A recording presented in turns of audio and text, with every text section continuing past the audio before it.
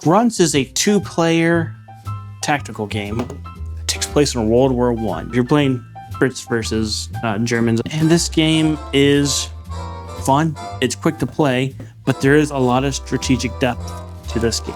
There's a lot of strategic depth to this game. There's a lot of strategic depth. There's strategic depth to this game. When you play Gruntz, you're going to be moving and deploying. Now you get 3 actions, and you can choose, do you want to move twice and deploy once, or do you want to move once and then deploy twice? You have to move before you deploy. And unless you have a troop carrier, you can only deploy on your gray line. What's interesting about this game is you have an infinite amount of soldiers, but a finite amount of vehicles. So choosing when to deploy them and when to use them is key to winning. There's 2 types of vehicles, land and air. The land vehicles, the air vehicles, you can choose what they are when you deploy them by choosing which side. There's the fighter and the bomber. The fighters will take out anything but a tank, including other aircraft. The bomber will take out other vehicles, like your trucks and your tanks. The trucks and the tanks don't have anything on top. There's these little magnets. You can choose what you want your truck or tank to have. Do you want to have a turret, which is the only other way except for bombers to take out tanks? Or do you want it to have anti-air, which doesn't destroy airplanes, enemy aircrafts, but it will prevent them from flying over, which can be crucial to keeping your guys alive? Or do you want it to be a troop deployer, meaning that you could deploy your troops anywhere on the battlefield, except for their goal locations? The way you're going to win Gruntz is 2 ways. You can either score free victory points, or you could put your captain onto your opponent's HQ, or HQ if you're European. There's these 3 control points on the game, and if you ever end your turn with your Gruntz on at least 2 of them, then you get a victory point. If you are able to ever control all 3 control points, you get 2 victory points, which is devastating for your opponents. If you get 3 victory points, you win.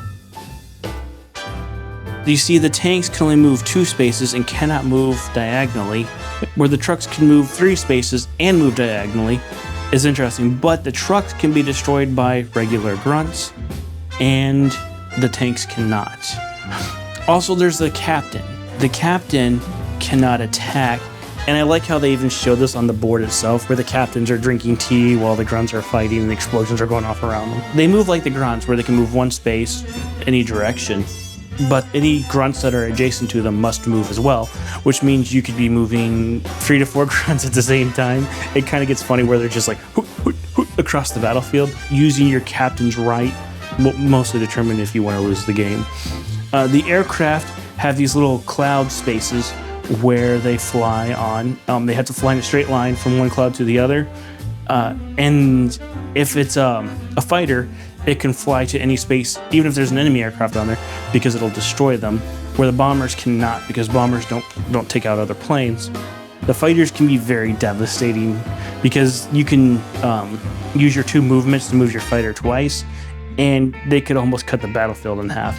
I like the fact that you deploy after you move, because you can kind of see what your opponent's doing. Also, with the fact that once the tank is destroyed, you remove that tank from the battlefield. So you can kind of look into your opponent's pool to think, okay, he doesn't have any tanks left, or he doesn't have any turrets left, so this might be the time to deploy a tank. If it wasn't obvious, we love Gruntz. We've played it a lot since it's come in, and it's in this really small box, so it doesn't take up a whole lot of space on your map. The biggest flaw that I would throw at it is this map here. Unfortunately, it's a cloth map, which was cool because in World War I and II, cloth maps were sought after because they wouldn't deteriorate in the water. So I like that idea. The problem is these creases make it to where the pieces will not stand up on this. So it's like you almost have to iron this out, but then when you fold it up, it's just going to recreate the creases. Unfortunately, as cool as this would have been, I almost wonder if it would have been better to go with cardboard. People have suggested rolling it up, like ironing it up and then rolling it up and putting it separate, but then you kind of lose the advantage of having that really small footprint.